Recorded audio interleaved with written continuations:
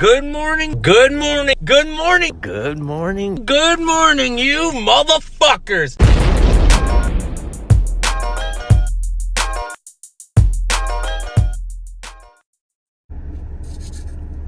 Ooh, she's a cold one out there. Let's see.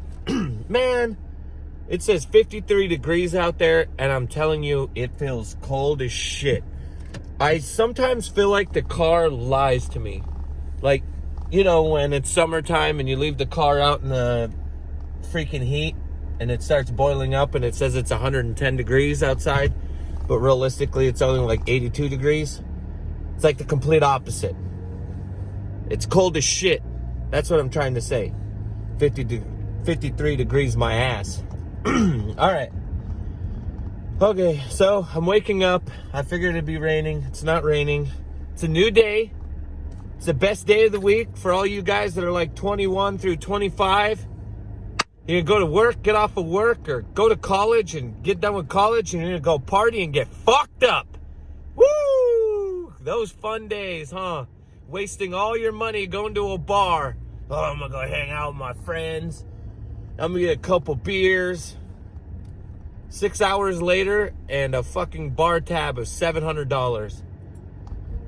That one always makes me laugh, is people that are like stingy and don't like to spend any of their money and they're penny pinchers, but yet they got no problem going to a bar and having a $200 bar tab, but they won't buy anything else. That one always makes me laugh. I've had multiple friends that were like that. Yeah, dude, I don't see wasting money going to the movies. Who goes to the movies? That shit's stupid. Yet they'll go to a bar and buy fucking $400 worth of foo-foo drinks. Oh, God. All right, anyway, I don't even know why I'm on a tangent about drinking. Actually, I know I am on a tangent about drinking because I think drinking's stupid as shit. But that's me. That's my opinion. Obsessive drinking, where people overly do it. Let me clarify. Not everybody that just has one drink of beer I think stupid. Just the idea of someone being a fucking alcoholic is stupid to me. Alright, so today I didn't really have a topic, and then I went to my DMs, and this dude by SeanPaul.rw asked me a question about starting a bike shop. So let me start with the beginning with a bike shop, and then I'll kind of go into a little bit about bike shops and about what I do for work. So everybody knows that I am a sales rep. I'm the sales rep for Merritt BMX. My job entails calling bike shops and selling bike parts to them. I do this 8 hours every single day. Probably more than 8 hours. I'd say on an average of 10 hours. 10 hours a day, I'm talking to bike shops. I'm doing BMX. I'm thinking BMX. I'm feeling BMX. I'm smelling BMX. And I do that Monday through Friday. And then on top of that, I ride BMX. And I go to jams. And I do all that stuff where I'm representing the company and just living BMX. Now, people ask all the time, like, how did I get this job? How did I be a part of BMX?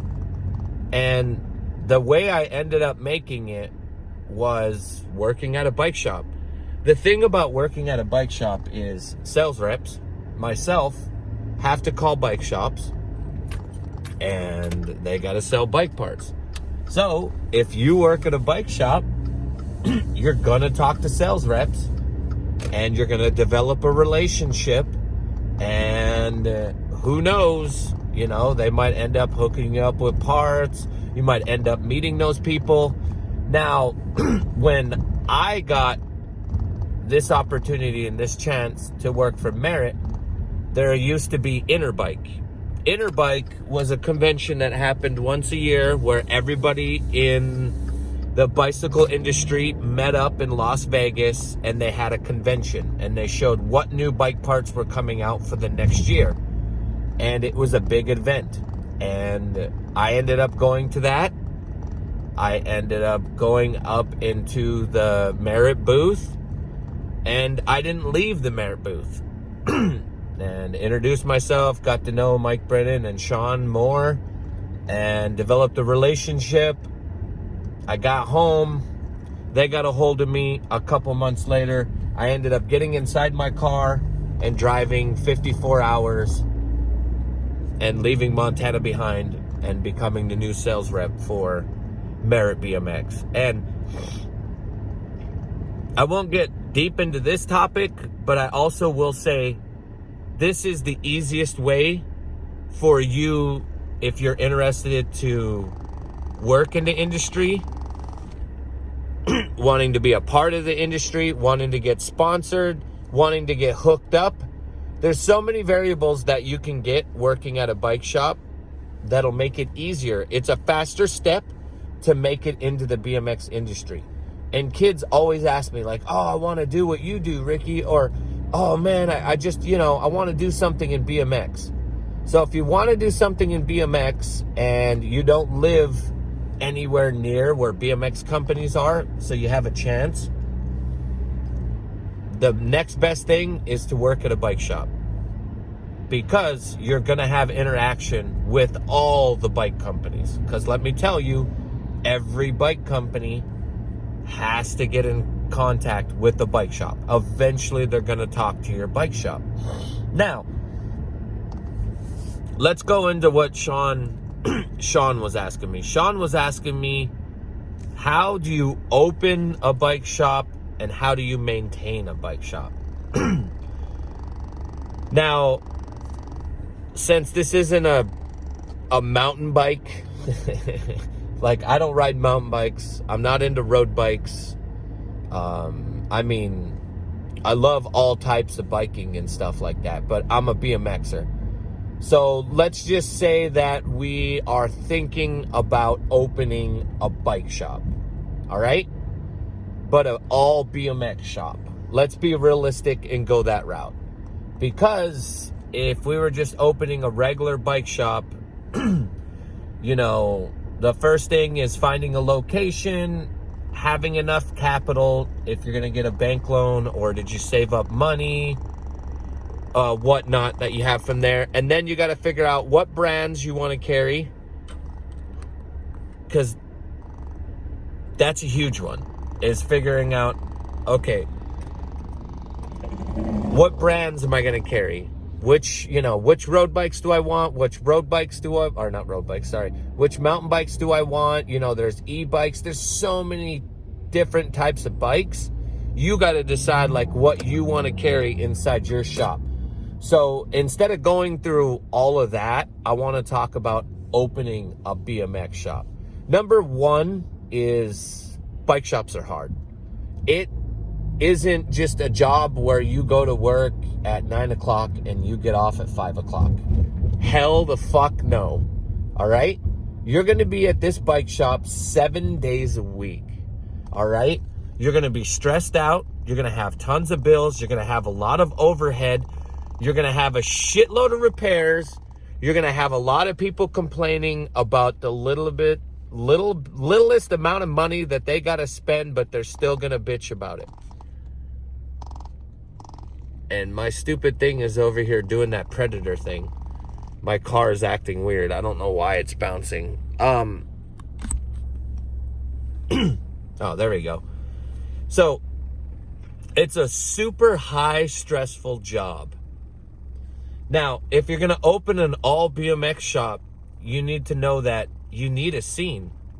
You need to know that you have to be a whore and you have to carry or be able to offer all brands. Now, does that mean that you have to buy up every single brand and you have to load your shop up? No, because if you carry every single brand and you have all that inside there, you're going to have a lot of overhead and you're going to need to make a lot of money to make up for that overhead.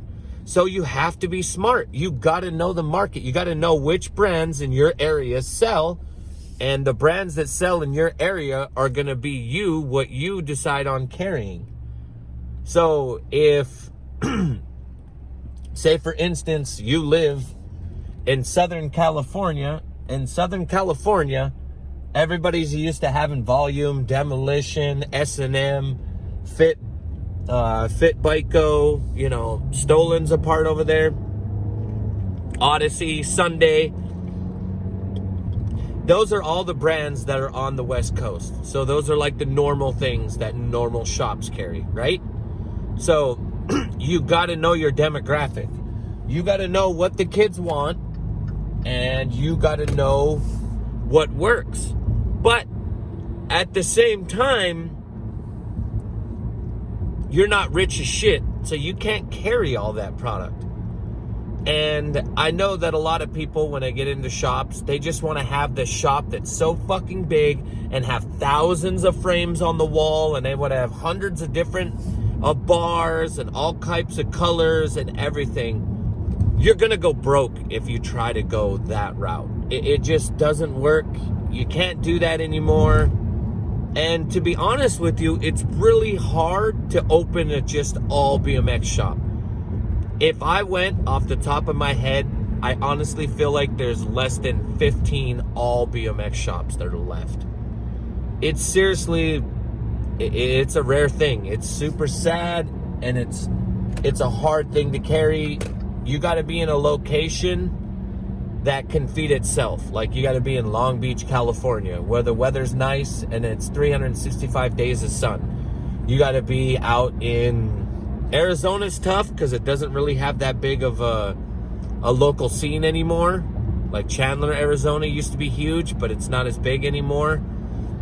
You know what I mean? Like, if you were to start an all BMX shop here in New Jersey, or let's say New York, I don't know how good it would be.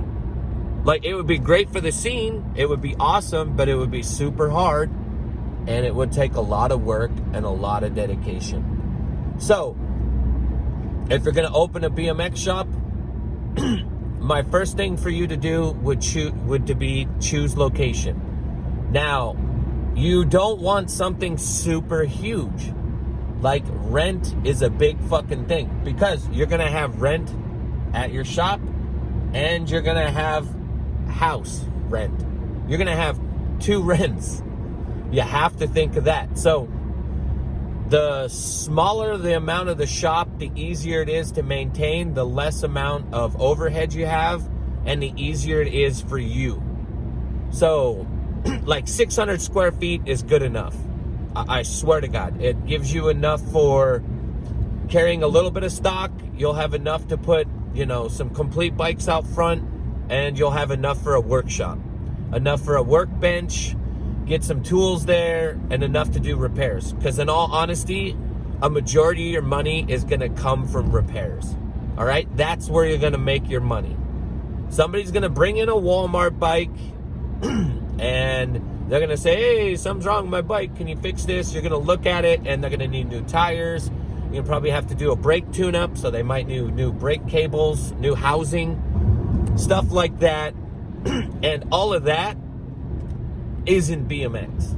Like, that isn't what you think when you think of BMX. Like, people are going to bring in a 26-inch piece of shit RU racing bike, and it's going to have nothing. You can be an all BMX shop, but people are going to be bringing in those bikes. So a majority of your money is going to come from doing repairs. That's where the money is. But coming back, let's say, all right, you chose your location. Your location is, let's just say California. This one's easy. You choose someplace in California, you get a 600 square foot building.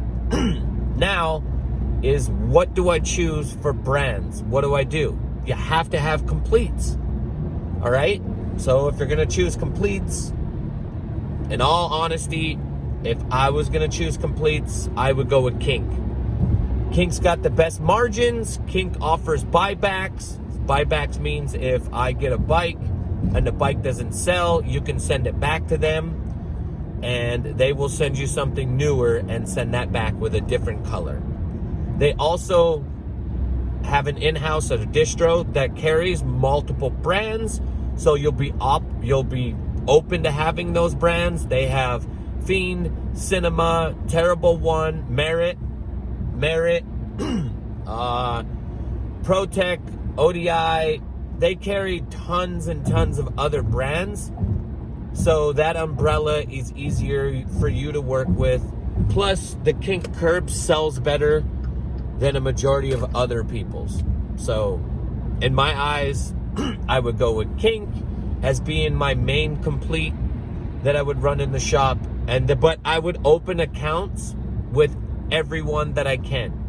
Because if some kid comes into the bike shop and he says, hey, I want the new Fit. If you don't have an account with the Fit, and then you say to the kid, well, I don't have the Fit, but you should get this, the kid's most likely going to be like, nah, I don't want that. I want the Fit. That's what I needed. That's what I wanted. So you should be able to offer that to the kid. Obviously, if you feel like the kid's trying to get something that's out of his price range, or the kid's trying to get something that you feel like isn't that good, then what you have, it's okay to try to upsell them or talk them into that. But at the same time, the customer's always right, and the customer should get what he wants. So if the kid wants something, make sure you open accounts with everybody. All right? Now, the other thing is, I personally, if I opened a bike shop right now, I would open accounts with everyone. I would just work with a couple companies, meaning that I would stock my shop with just a certain amount of company stuff that I know that would work within my region of what kids want to ride. Because in the long run, you're going to have to spend money. That's what happens. You're going to have to spend money. But at the same time, do not get stuck into terms. That's a problem that a lot of bike shops have. Is a bike shop will get a call from a company, and the company's like, hey, look, we'd like to sell you bike parts. But instead of you paying us at this moment, you can pay us in 30 days. You can pay us in 90 days. You can pay us on 180 days. Which means if you have 180-day terms, that means you're going to get the bike parts and you have 180 days to pay back that amount of bike parts. Well, if you're going to be one of those people living off terms, usually you're going to be one of those guys that will have multiple terms. You're going to have multiple accounts that are open, and you're going to owe money to multiple amount of people. Now, say you want to do terms and you want to get 20 bikes and you want to get P&A. Parts and accessories is what P&A is, okay? So, say you're going to do that.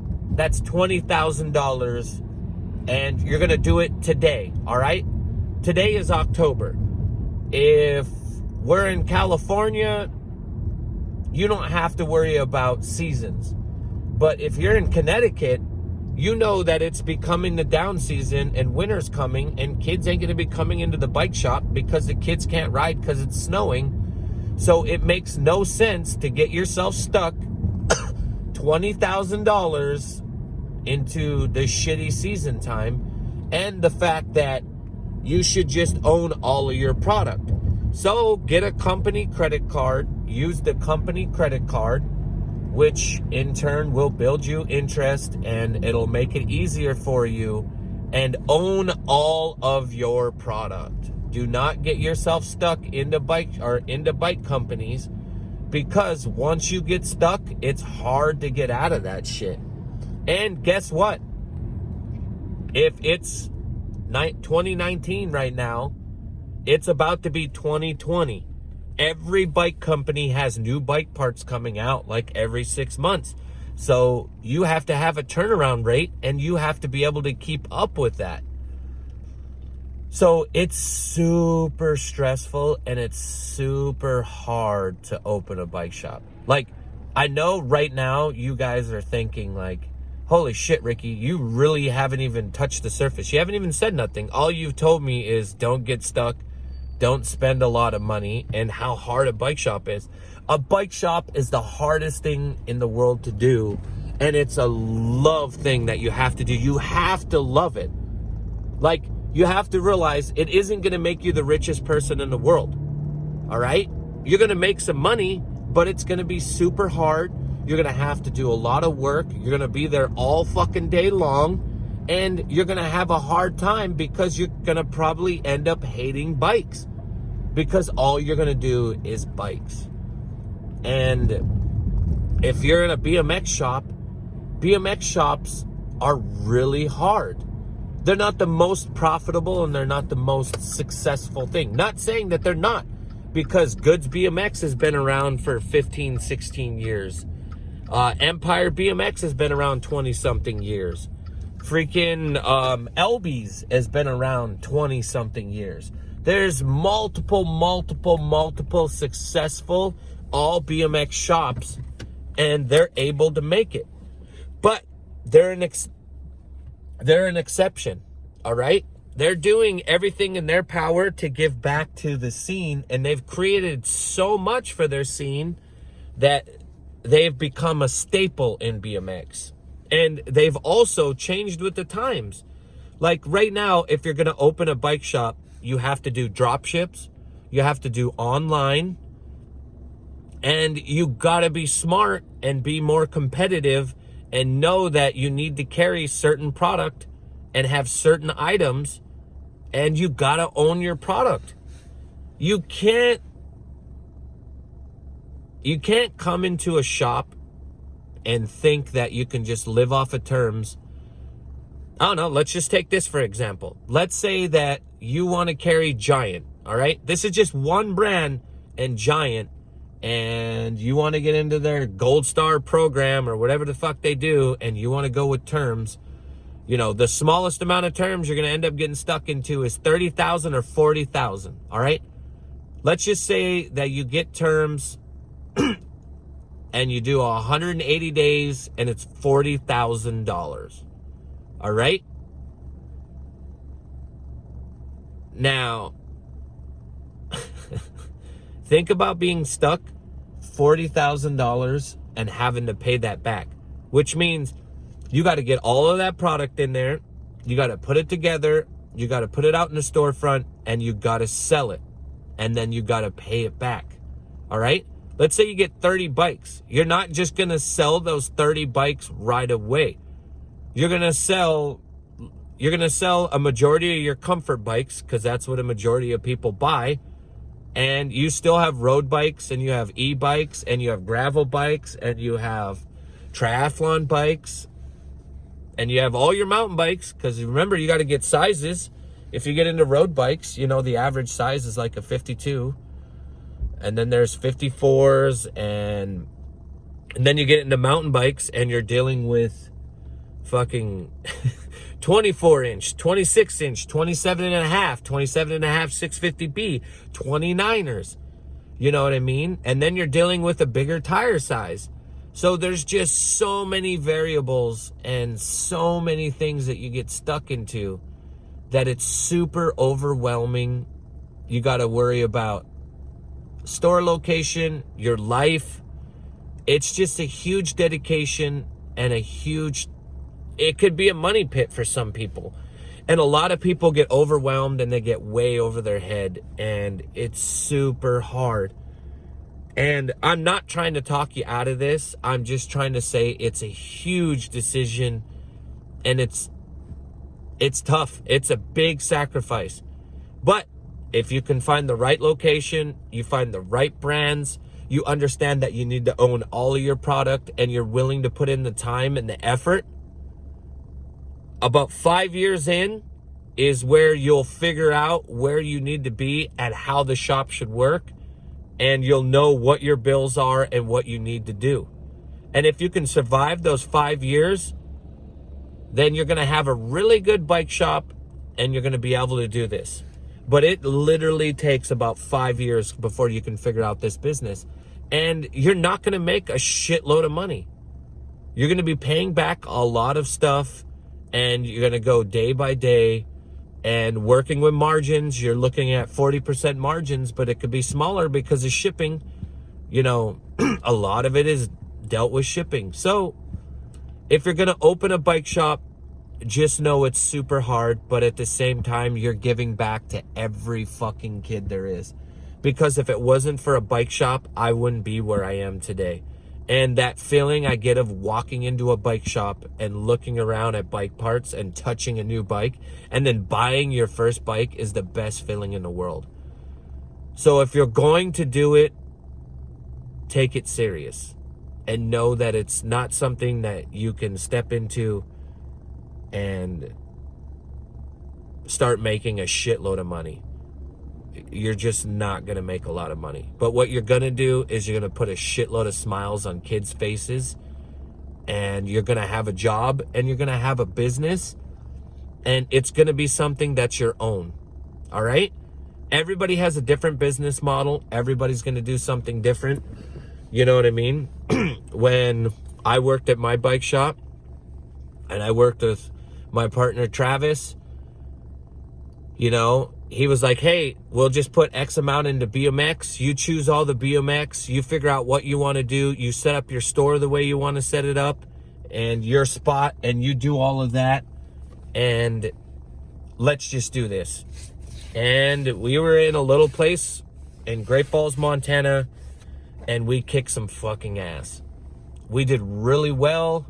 It was good, but we were an all-around shop. And when you have an all-around shop, you have all-around bills. So in the long run, if you're thinking about opening a shop and you want to do it, you need to find a good location that's affordable. Don't get something too big. You know what I mean? You don't want to get over your head. And get to know your location. Get to know your local scene and figure out what the kids like and figure out what the kids want. And know that don't get buried. If you get buried into your product, you're never going to see the light of day, and it's going to be hard to get out of that. Each day is a struggle. Each day is up to you. Make sure you open accounts with everybody. And just know, at the end of the day, a bike shop is the hardest thing in the world to open, but it's the best thing in the world. Because you're your boss, you know that you're working with something that you love more than anything in the world, and without you, there is no future. BMX shops are the reason that the BMX companies are alive. So if you own a bike shop and you're listening to this, I barely even touched the surface. There's so much to talk about, and I just don't know how to formulate it, and I just fucking woke up. So I appreciate every single bike shop owner. All of you guys. Thank you from the bottom of my heart. Eric, if you're watching this, I love you, brother. Travis, if you're watching this, I love you, brother. Matt, if you're watching this, I love you, brother. Lloyd, you don't work at a bike shop anymore, so kiss my ass, but I still love you, brother. Everybody that works at a bike shop and everybody that does business with you, with me and us at Merritt, and with myself, I appreciate everything you guys do. Sean Paul, I don't know if I answered all your questions. I basically am, if I go back and watch this video, I'm basically telling you not to open a bike shop, but I'm being realistic. I'm not telling you not to open it. I'm just telling you to be smart. I'm telling you that it's a big, huge responsibility and you need to do your homework.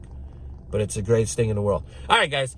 I can sit here and talk about a bike shop for more and more and more and more and more in 20, 30, 40 hours, but I'm not going to do it anymore. Tell me what you guys think about this. Tell me what you guys think about your local bike shop. I want to know.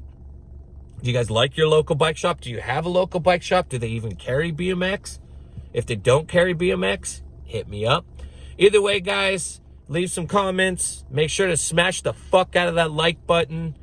Make sure to share this on your Facebook and your Instagram stories. The more you share this, the easier it is for me. The more we can get this out there, the more conversations we can have, the better this channel will be. And make sure to hit the notification bell. And if you're not subscribed and this is the first time that you've watched this video, I'm proud of you because you made it almost 30 minutes. This is going to be my longest video I've ever dropped. But I guess it's on the subject that I love. And I love all of you guys. Have the greatest morning in the world. And you know what it is.